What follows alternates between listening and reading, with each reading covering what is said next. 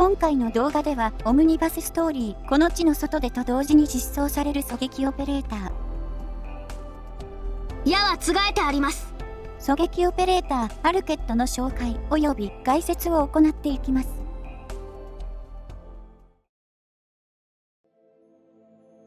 ランデン修道院所属の修道士アルケットです。名高いランデン修道院を再建するため、本日より記者と正式に契約を結ばせていただきます。ドクターさんもこちらの契約書に必ず目を通しておいてくださいね。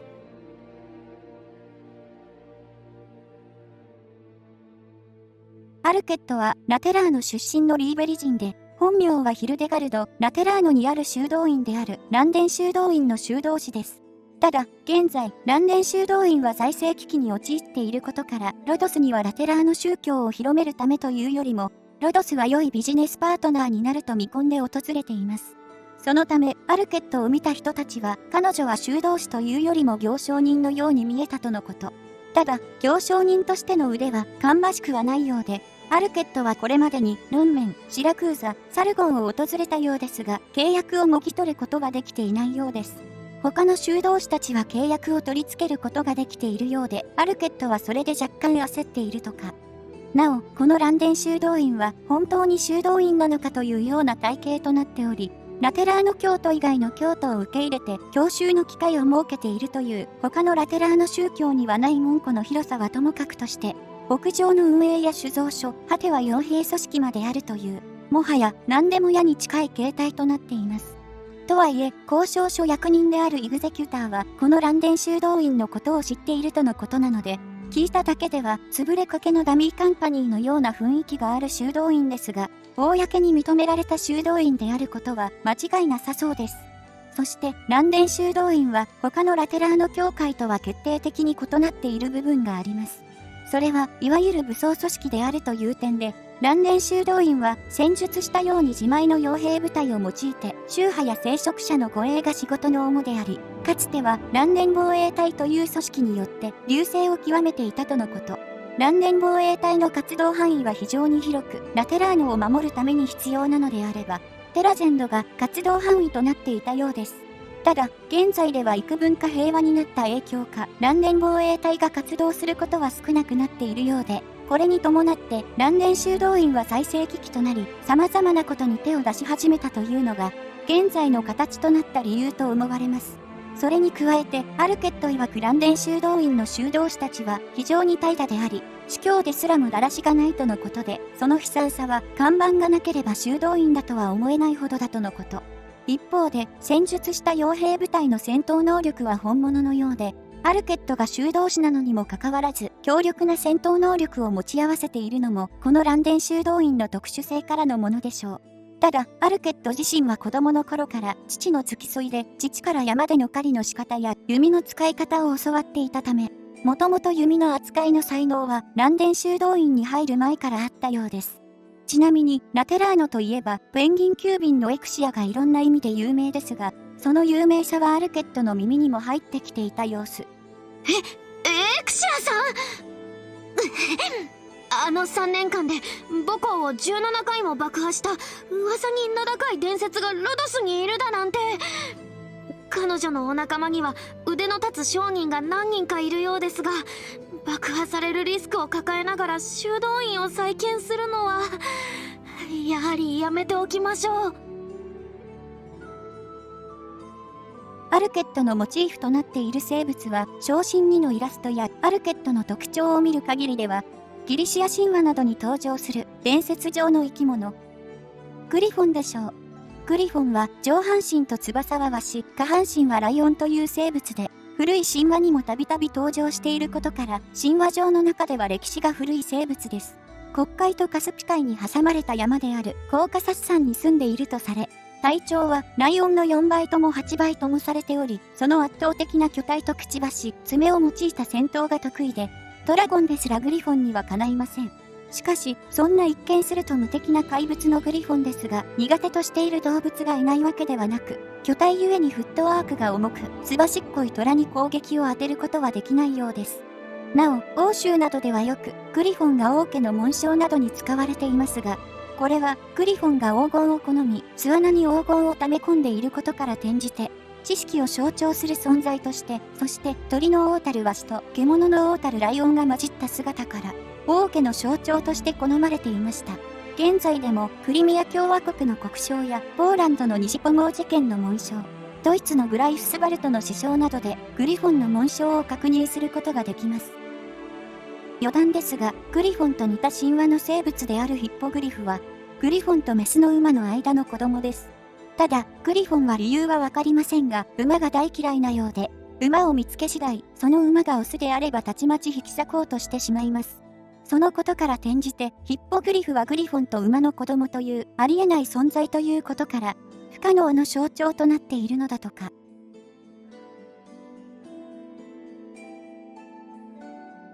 また昇進ですか。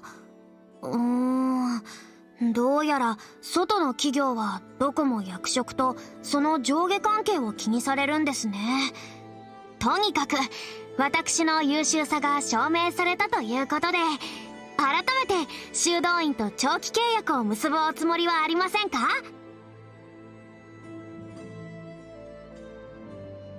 アルケットはエクシアやプラチナ、グレイスロートなどと同じ対空狙撃型の狙撃オペレーターで、エクシア以来の星6対空狙撃オペレーターとなります。配置コストやブロック数などの基本ステータスは同じ星6対空狙撃であるエクシアと違いはなく、特に目立った点はありません。ごく普通の対空狙撃オペレーターとなっています。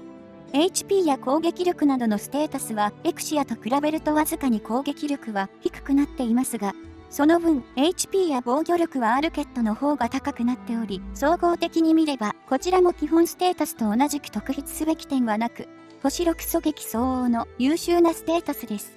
素質、乱電戦術はアルケットを配置している間、攻撃回復スキル持ちのオペレーターの SP を一定時間ごとに回復するというもので、チェーンの素質、葉っぱに近いものとなっています。対象はチェーンの葉っぱよりも狭いものにはなっていますが、その代わり SP の回復間隔が短くなっており、昇進2であれば 2.5 秒に1回 SP を回復するというかなりの速度。狙撃オペレーターはメテオやアズリウス、グレースロート、メテオリーテなど有用な攻撃回復系のスキル持ちが多く、これらのオペレーターなどとは高いシナジーを発揮してくれます。アルケット自身もこの素質の対象となっており、また所持しているスキルは全て攻撃回復のため、たとえ攻撃回復持ちの狙撃がアルケットのみだったとしても無駄になることはありません。そしてこのスキルはチェーンの素質、葉っぱとも重複するので、アルケットとチェーンを置いた際の SP の回復速度は凄まじいものとなります。素質に鉄弦はアルケットを配置した際にアルケット自身に攻撃を1回無効化するシールドを1枚付与。シールドが破壊されたタイミングで自身の SP を最大で9回復するという効果を持ちます。シールドは再生するということはないため、初動の SP ブーストやシビアなタイミングで配置する際の事故防止という点の方が意味合いとしては強くなっています。なお、配置中にシールドが復活することはありませんが、再配置を行うことで復活するので、激戦区であれば初動のスキル発動が非常に早いというのがこの素質の最大のメリットと言えます。アルケットの潜在強化による効果は、コストマイナス1、再配置時間マイナス4秒、攻撃力プラス27、素質に効果強化、コストマイナス1となっており、目玉となるのは4段階目の攻撃力プラス27です。アルケットのスキルはどれも多段攻撃となっており、中には最大10連攻撃になるというものもあるため、攻撃力の強化値は非常に高いというわけではありませんが、数値以上の恩恵がある強化内容と言えます。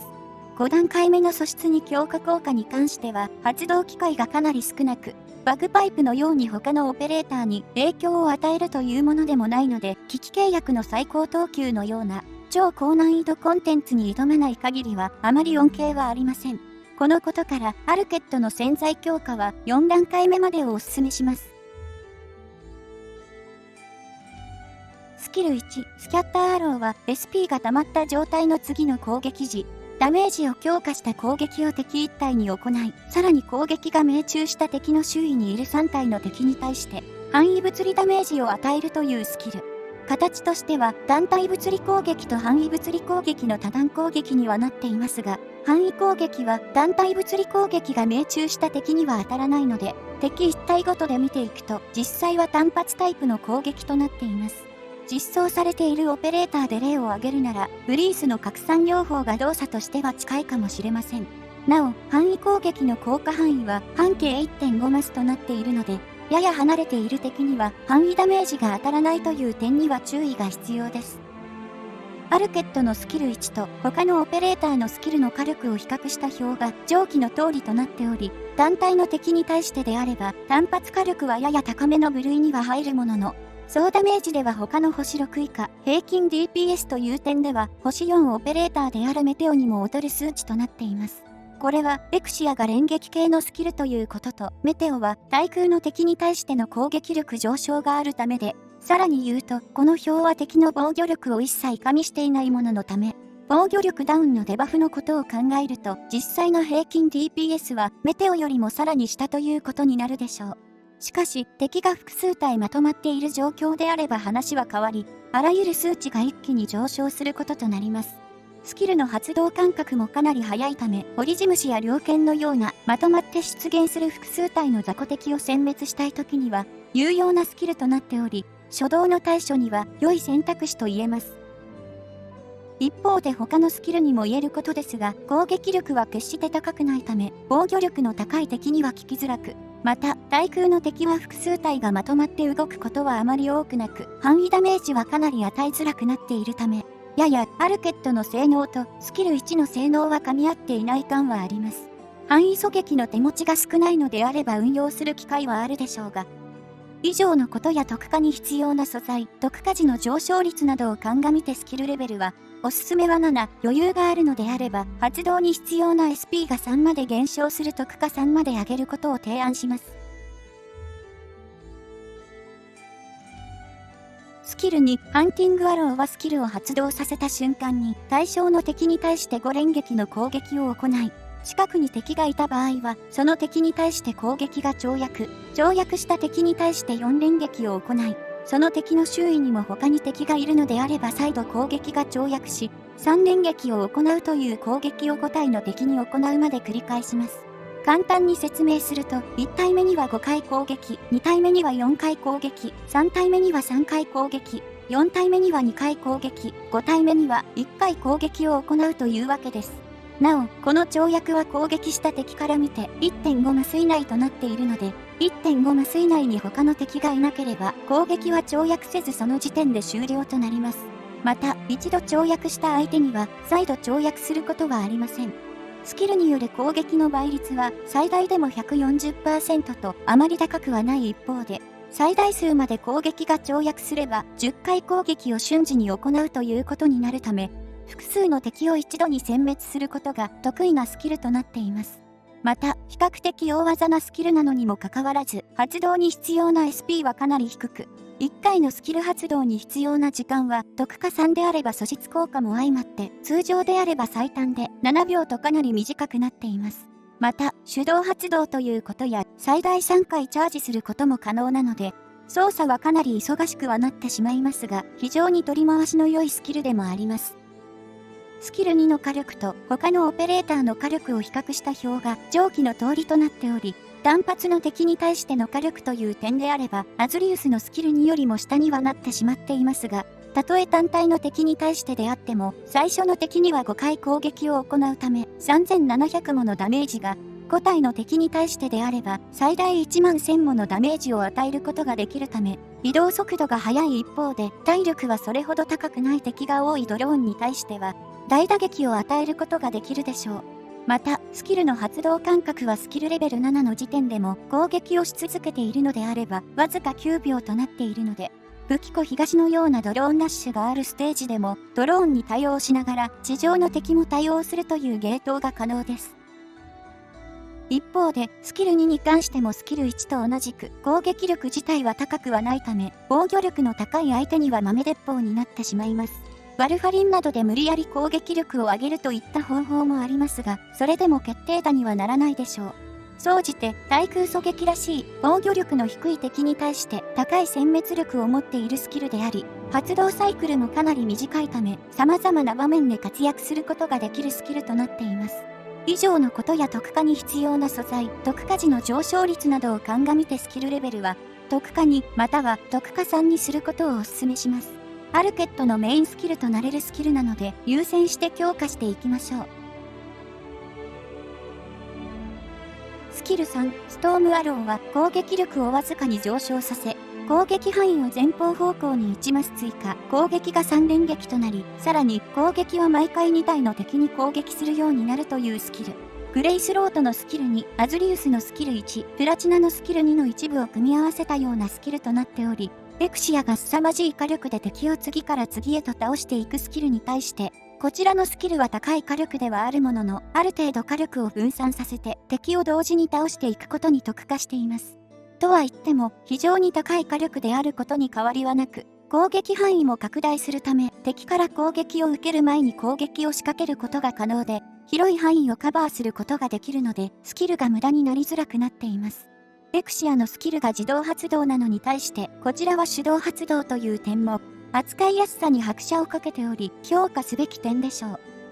スキル3と他のオペレーターのスキルの火力を比較した表が上記の通りとなっており、やはり2体攻撃時の総ダメージと DPS はかなり凄まじく、総ダメージは85000を超え、スキル DPS も4000を超える数値となっています。このレベルでもエクシアのオーバーロードのスキル DPS にはかないませんが、総ダメージは15000ほど上回っているので、狙撃としてはトップレベルの火力であることは言うまでもありません。なお、このスキルと引き合いに出されることが多いグレイスロートのスキル2ですが、総ダメージはアルケットの方が上回っているものの、DPS はグレイスロートの方が500程度上回っており、団体の敵に対しての火力であれば、グレイスロートの方が強力となっています。欠点を挙げるとすれば、やはり攻撃力の低さから来る高防御力の敵に対しての無力さと、攻撃回復系のスキルでありながら、発動に必要な SP がやや高めに設定されているという点。とはいえ、発動 SP の高さは素質によってある程度緩和されてはいるので、高防御力の敵が多数登場するステージで使用さえしなければ頼もしいスキルとなってくれるはずです。以上のことや特化に必要な素材、特化時の上昇率などを鑑みてスキルレベルは7または特化3まで上げ切ってしまうことをお勧めします。特に今後の運用や火力の上昇率などを鑑みれば特化3にしておくといいでしょう。アルケットの基地スキルは貿易所に関するもののみとなっており、アルケットを貿易所に配置時、宿舎のレベル1につき受注効率をプラス 2% するというものとなっています。つまり、基地を最大まで強化しているのであれば、初期であれば受注効率は 20%、昇進2であれば 40% となります。受注効率 40% は、現時点ではトップクラスの受注効率となっているので、スノーズントなどの高い受注効率持ちと組み合わせるといいでしょう。例を挙げると、スノーズンとエクシア、アルケットを組み合わせることで、受注効率は 110% まで到達させることが可能です。それでは、実際にアルケットを使用していきます。今回使用するステージは CA の5。アルケットのステータスは昇進2のレベル60、スキル3のスキルレベルは7となります。このように、アルケットは配置後シールドを展開しており、敵の攻撃を1回だけ無効化することができます。スキル発動後はこのように、持ち前の攻撃力の速さを生かした、高い殲滅力を発揮してくれます。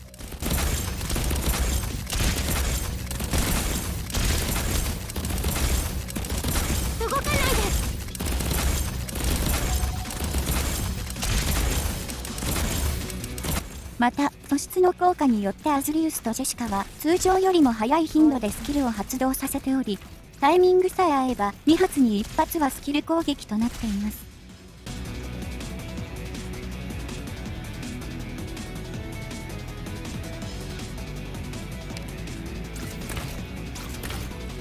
ご命令を、弦の振動を感じて。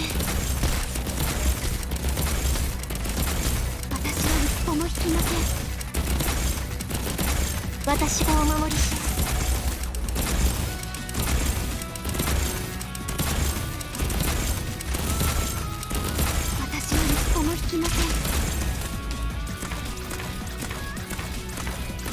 私がお守りします。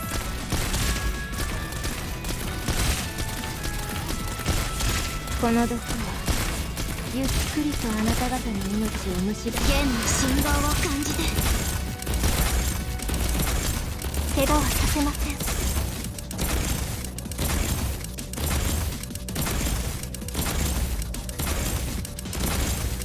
動かないで。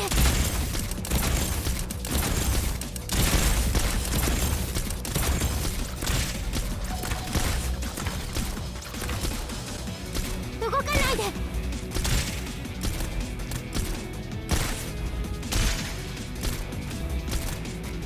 私がお守りします。手加減はしませんよ。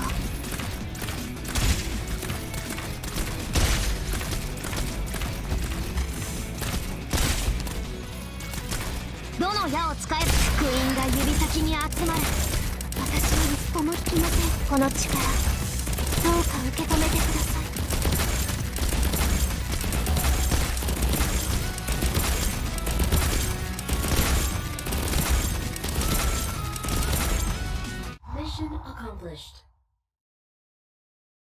命尽きるまで戦う。それが私たちの宿命でしょう。